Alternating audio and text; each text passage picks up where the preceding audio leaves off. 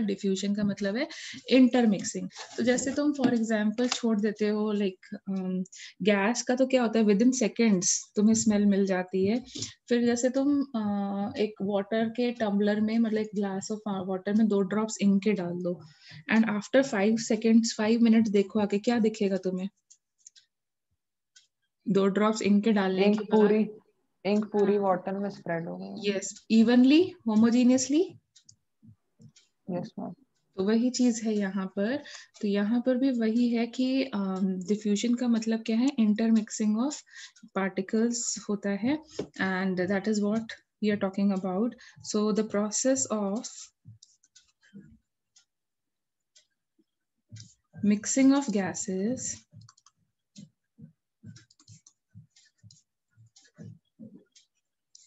by random motion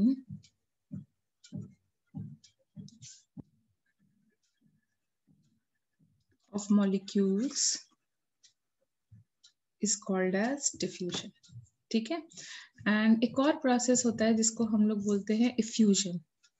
effusion क्या होता है, जैसे तुम्हारे टायर में पंचर हो गया और हवा निकल गई, क्योंकि हाई कंसंट्रेशन से लो कंसंट्रेशन पे फ्लो करेगी।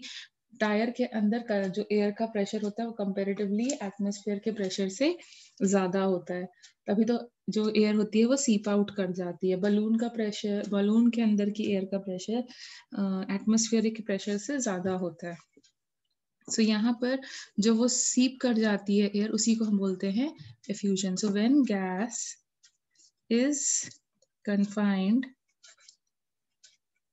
in a container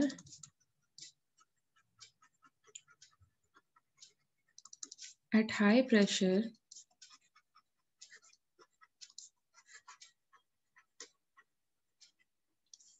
than its surrounding,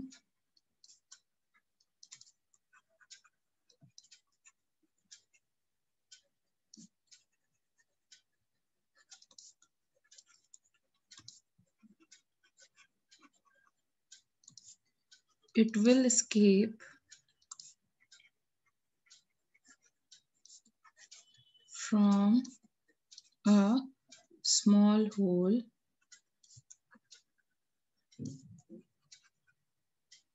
which is opened in the container। कब तक escape करेगी गैस, कब तक बलून से हवा या टायर से हवा निकलती है, जब तक प्रेशर इक्वल नहीं हो जाता। Yes, until the pressure outside and inside becomes equal। so ये जो प्रोसेस होता है उसको हम बोलते हैं effusion.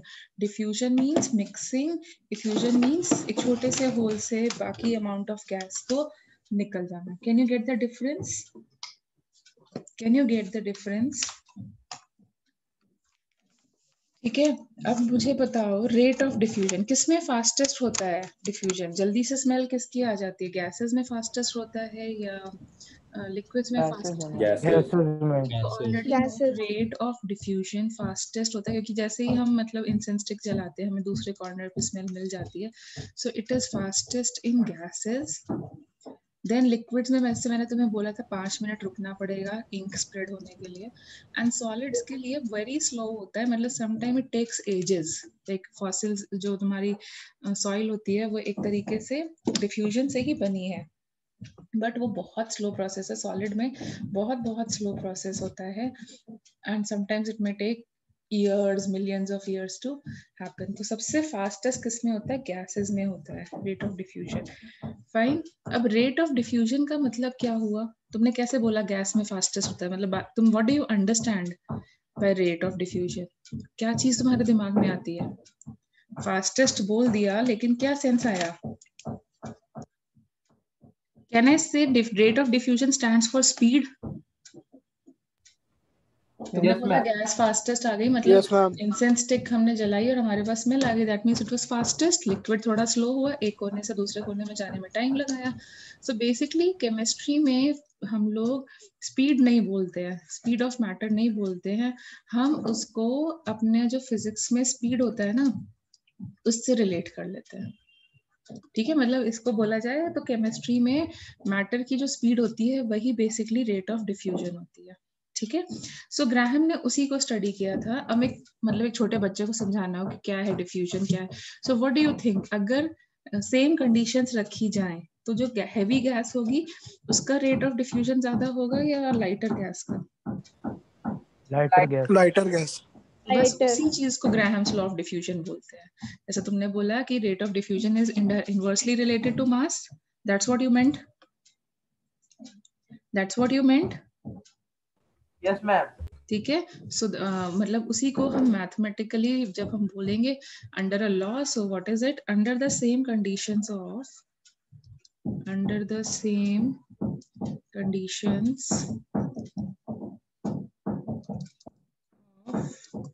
temperature and pressure, the rate of diffusion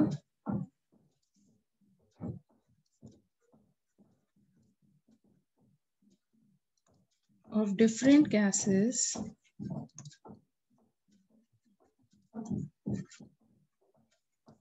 are inversely proportional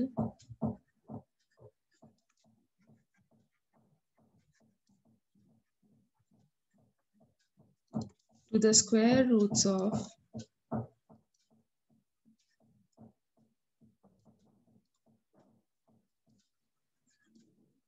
molecular masses, molecular masses मतलब heavier gas and lighter gas। तो मैथ ये तो मतलब लैंग्वेज के फॉर्म में हुई, ये हमें ज्यादा अच्छे से समझ नहीं आता। मैथमेटिकली रिप्रेजेंट करें तो what will happen, rate of diffusion is indirectly proportional to the molecular weight। अब molecular weight अब तुम्हें परेशान करने के लिए वो क्या कर सकते हैं, molecular weight को किससे और रिलेट कर सकते हो, which is other quantity which can be related to molecular weight। What is vapor density? Vapor density molecular weight divided by 2 होती थी, 2 times the molecular weight, divided by 2, उल्टा बोल रहे half हो। of हाँ, half of molecular weight। So can I say it will be indirectly proportional to vapor density also? Yes or no? होगा कि नहीं related? And then it can be directly related to density of the gas also, क्योंकि density is mass upon volume, तो mass molecular weight से relate हो जाएगा। Can I write like this? Can we write like this? Is the expression clear mathematically? yes ma'am। Isn't it? So अगर मुझे दो gases का compare करना हो तो I can say it will become under root of m2 upon m1। Can we write like this, where r1 and r2 are representing rate of diffusion Yes ma'am। of gases, and m1 and m2 is representing rate of molecular weight of the gases।